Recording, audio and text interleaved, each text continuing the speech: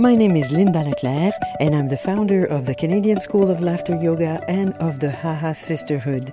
Welcome in the Joy Element, the feel-good podcast that will inspire you. Hopefully it will. Today's episode is sponsored by the YouTube channel for l'École du Yoga du Rire. You can find a multitude of videos there to inspire you, help you to smile, to laugh, to relax, and just be in a better state of mind. Subscribe to our channel and enjoy the videos. Okay, meet Greg Creech. Not only is he a computer expert, a real techie we'd say, he is the president of, let me say this slowly, Tech Edutainment. Tech Edutainment Services. And the name of his company gives you a pretty good idea of the joyful energy he has. He describes himself as the Zoomer Boomer. He has written over 15 books on the Microsoft Office suite, and you will not be surprised to hear that he's an actor and comedian. Now that's a person who understands that we learn better when programs are combined with fun and pleasure. That's his style. Here's Greg's Joy Element. Hello, Greg. Hello, Linda. You guys, you have no idea. Like this person here next to me, he is a fantastic person. And we met for the first time 12 months ago. Yes. So I don't know when this episode is going to air, but we met in June 2018 at a conference in Toronto, and we just clicked, we connected because he's full of life and joy, and yes, he has that spark that you want your friends to be like him. So you want to be friends with him. Thank you. How much do I owe you? Nothing.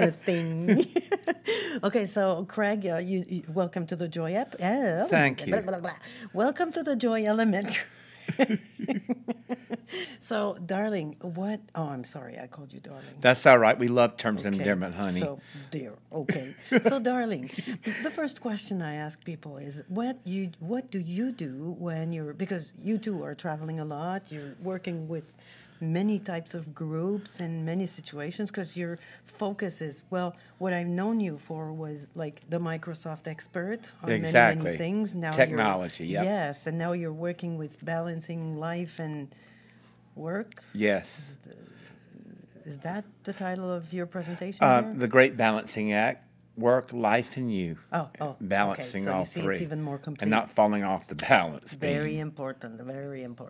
So, so what do you do when you're stressed out? Because we are all stressed out at some point, except for Rhonda, who just spoke with us.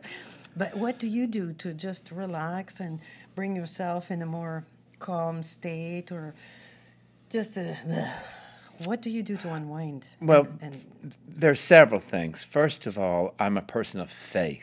Mm-hmm. I think that's very important for me, and I think for people that, regardless of your religious denomination, people of faith have a deeper sense of joy. They have more resilience than people that are not of a faith. So I really celebrate my spirituality. Mm-hmm. That helps above all else, is being a person of faith. Again, I'm not going to go into Christianity or Muslim or Jewish or whatever, but people should have a faith and believe in a higher power and share that spirituality with each other. And so when I'm stressed, I just remember that old saying, I am too blessed to be stressed. And I look at the priorities of my life, and at that moment, yes, I'm feeling stressed, and I don't deny it. However, there's a higher calling. There's something bigger.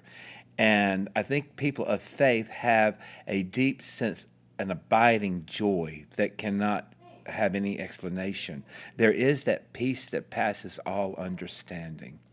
So that's how. And I think there's three phases for me in dealing with stress. One is pressure. So if you've got a deadline, you've got a project you've got to complete, you should have some pressure. If you procrastinate on that, then the pressure becomes stress. And it's called stress management, because we're all going to experience stress. Is how do you manage that stress?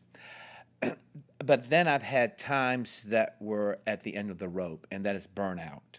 I realized when I worked for corporate America, I had been a compensation manager for over 12 years. My whole role was satisfying other people with their salary, commission. So after 12 years of doing a really great job, I lost purpose. And so I was devoting a lot of time, a lot of energy, which is okay. But then when you experience stress, you're not able to enjoy yourself and you lose your sense of purpose. That my purpose is joy, and I could not find any joy. So that's how I deal with it. And through nature, I live in a beautiful village called Pine Lake, so I can walk around the lake, and You go there to connect. I have absolutely no electronic devices at all. It's not allowed for me to walk around the lake and to experience beautiful nature with when wetlands. You're in nature.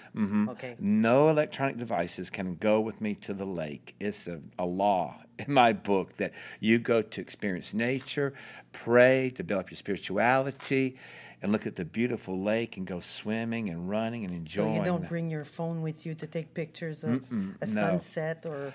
Well, I can, but that's rare. Because I can go see the sunset, say what a beautiful sunset, go home and come right back within 2 minutes. Oh, that's the So it's not like I have a big walk, all right? So I live 0.2 mile from the lake. So okay, so that's a difference then. Exactly. So you unplug from technology while you're walking around the lake. Being Microsoft Office certified and doing a lot of technology training, the last thing I want to see at the end of the day is a computer.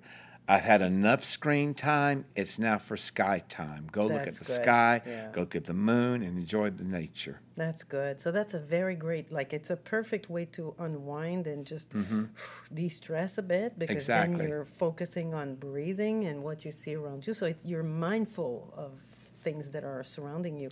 And this spirituality is giving, I like the thing that you said about, I'm too blessed to be stressed. Right. I'm too blessed to be stressed. Yes, because even if it's not, it's not a question of religion, not at all. It's just a question of consciousness. Exactly. Yeah, and that's important.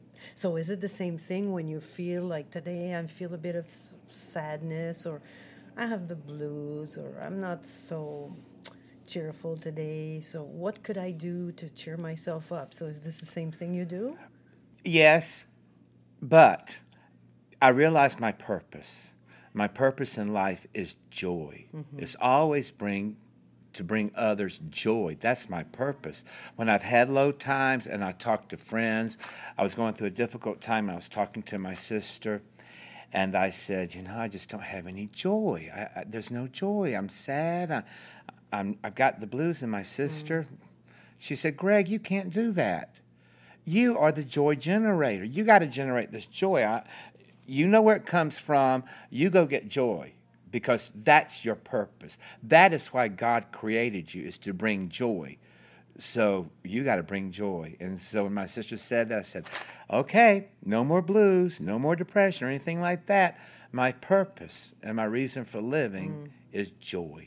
Yeah, that's the nature of our And hopefully, Linda, we've known each other for over a year now. Hopefully that comes across. It's not like, oh, this person is, oh my God, he's horrible. Ooh, he's beyond stress. He's mean and nasty. I hope that when you see me, they'll smile, and just the way I love to be is joyful. That's the energy we want people to get from us. Exactly. It's very, because when someone is stressed and bitter, or we don't resonate with that as much. Exactly. And the problem is that when people see other joyful people, they're green-eyed monster. They get jealous about, how can they be like that? How can they be happy? How can they be joyful? The world is such a nasty place. And how can you do that? They just haven't found because this purpose. Is the nature of our heart. It's the nature of our heart to be joyful. Yes. Joy is there.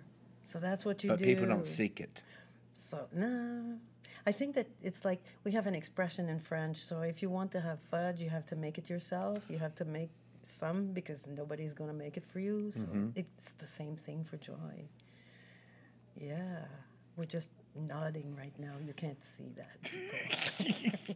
Affirmations. We affirm each other. Be careful with that one, but we are affirmations.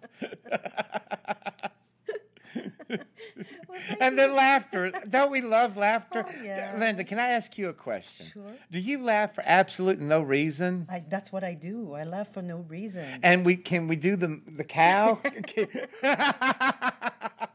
Yes, laughing for absolutely no reason, being silly Yeah. for nothing. I'll be walking around the lake, something will strike me, and I'll just start laughing.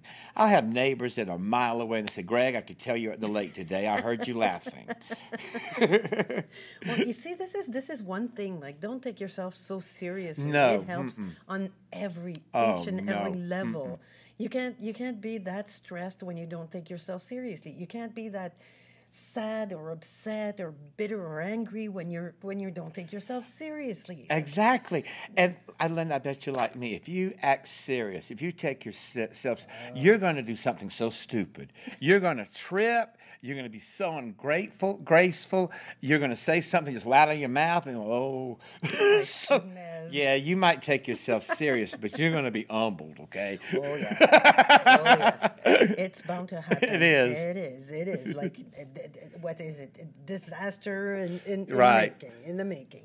Oh, yeah. Oh, thank you so much, Greg. Oh, no, thank you, Linda. You. It's a real joy and pleasure it to is, sit isn't here it? with you. And thank you guys for listening. I'm going to give all the details about where they can find you and where is your beautiful material and your beautiful next book. All righty. Thank you, Linda. Thank you.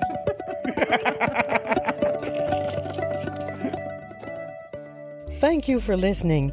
If you'd like to know more about our programs, services, retreats, trainings, and all sorts of tools to bring more laughter and joy in your life, visit us at www.yogadurir.com. And for the women's laughing, at hahasisterhood.com. Until next time, keep smiling and laughing.